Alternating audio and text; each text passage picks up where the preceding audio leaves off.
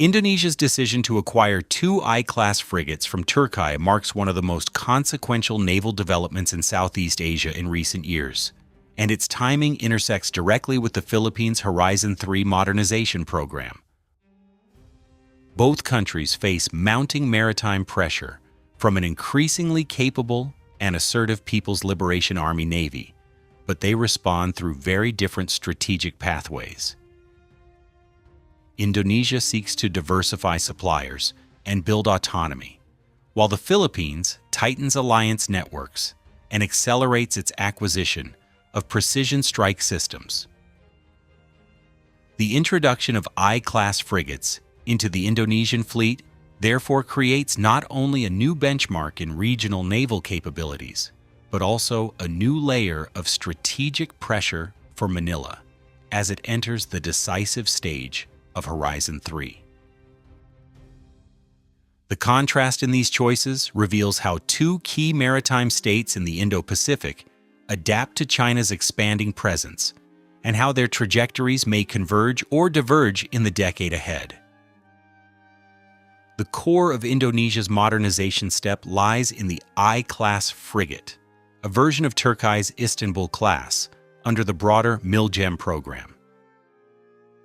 These ships are built around a modern combat system with strong emphasis on area surveillance, anti-surface warfare, and layered self-defense.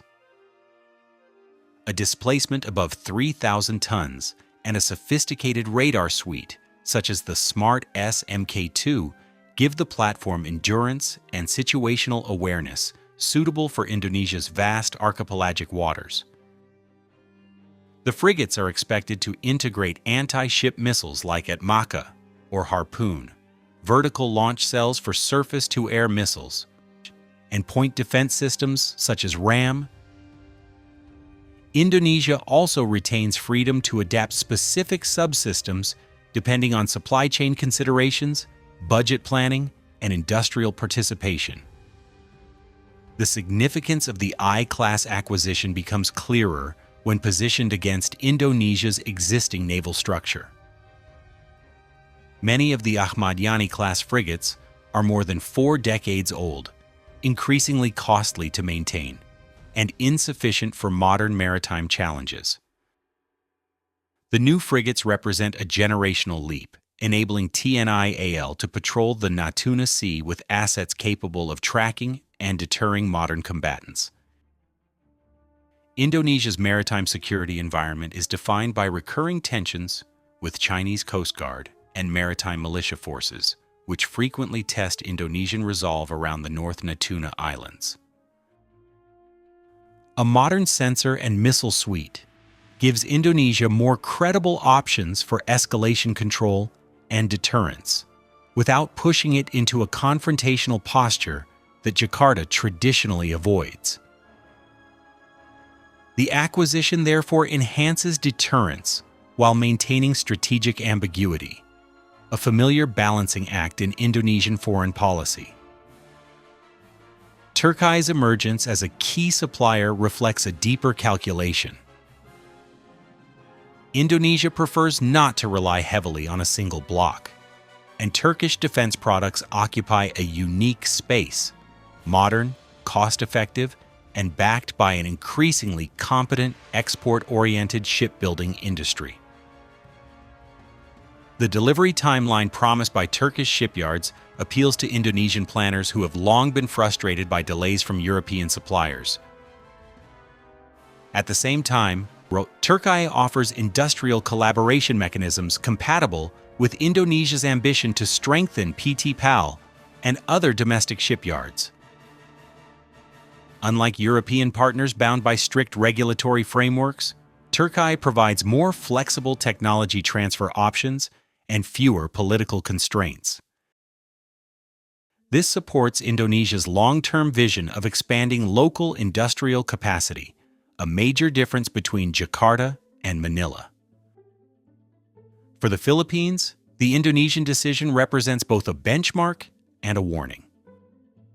Horizon 3 aims to elevate the Philippine Navy from a lightly equipped coastal force to a credible maritime defense arm. yet progress remains uneven. Procurement cycles are tighter, budgets more restrictive, and domestic shipbuilding capacity remains limited. The Philippines currently fields only 2 modern frigates, the Jose Rizal class, and relies heavily on politically sensitive acquisitions from South Korea and the United States. As Indonesia prepares to operate 2 advanced frigates alongside PPA vessels from Italy and Scorpen, evolved submarines built domestically, Manila risks lagging behind in capability, endurance, and presence. In a region defined by patrol reach, sea-keeping ability, and command and control sophistication, the Philippines must make decisive choices under Horizon 3 if it wants to keep pace. Comparing the Indonesian I-class with the Philippine Navy's upcoming corvette and possible future frigate programs illustrates the growing gap. The I-class combines larger displacement, more advanced radar systems, and a deeper missile battery than the South Korean-designed corvette Manila plans to acquire. Indonesia's ability to install vertical launch cells for medium-range surface-to-air missiles gives it a broader anti-air envelope. By contrast, the Philippine Navy often has to accept incremental upgrades due to financial constraints, resulting in limited missile stocks and shorter-range air defense. Endurance is another factor. Indonesia's new frigates are designed for extended operations across thousands of nautical miles, while the Philippine fleet still struggles with availability, maintenance cycles, and the need to cover multiple contested zones in the West Philippine Sea. These differences point to a deeper structural divide. Indonesia pursues autonomy through industrial participation, accepting diverse suppliers from Italy, France, Turkey, and perhaps China for certain non-frontline platforms. The Philippines focuses on strengthening alliances, especially with the United States, Japan, and Australia. These 2 models reflect different geographies and political calculations. Indonesia wishes to avoid being seen as aligned against China, even as it rejects Chinese claims. The Philippines, facing direct coercion in its exclusive economic zone, places deterrence through alliances at the center of its strategy. However, the very success of Indonesia's diverse procurement creates indirect pressure on Manila. If a non-aligned neighbor can field highly capable frigates at a rapid pace, the Philippine Navy must ensure Horizon 3 is ambitious enough to deliver comparable or complementary strength. China remains the strategic backdrop shaping both trajectories. Indonesia's acquisition of advanced frigates enhances its ability to protect the Natuna Sea, monitor foreign vessels, and maintain a minimum credible deterrence without escalating tensions. The Philippines, in contrast, requires high-end sensors, coastal batteries, and air-maritime integration with allies to counter persistent pressure from Chinese Coast Guard and militia vessels. The divergence raises important questions for the future of regional architecture. Will Indonesia and the Philippines eventually converge toward coordinated maritime surveillance, joint patrols, or even limited intelligence sharing? Or will their divergent procurement models, industrial autonomy versus alliance-centric modernization, limit deeper cooperation? External powers influence both sides. The United States strengthens the Philippines through rotational access and intelligence sharing.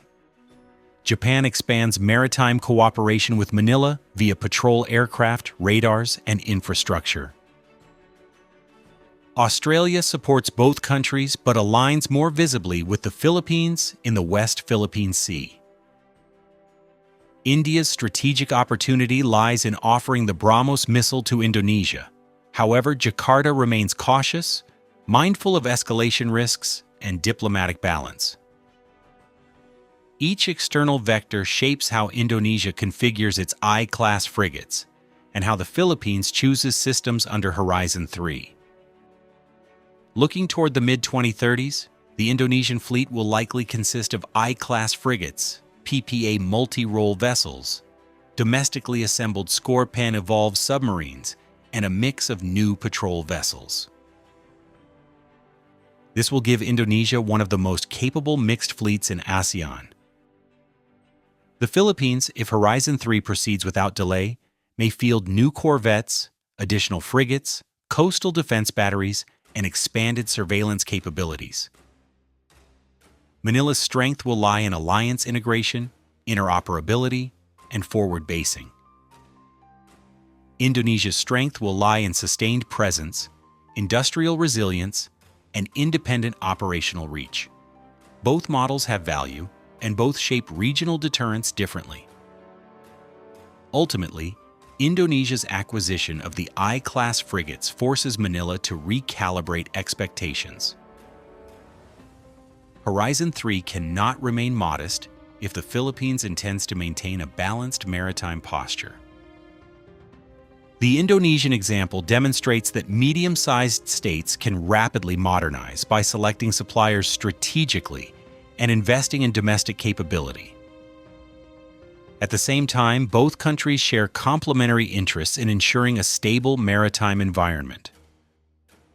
Rather than widening gaps, the evolution of Indonesia's fleet may create opportunities for deeper Indonesia-Philippines coordination in surveillance, patrol patterns, and crisis management. The I-class frigate thus becomes more than a ship. It is a signal of accelerating transformation in Southeast Asian maritime security and a reminder that strategic adaptation, not size, will determine which states thrive in an increasingly contested Indo-Pacific.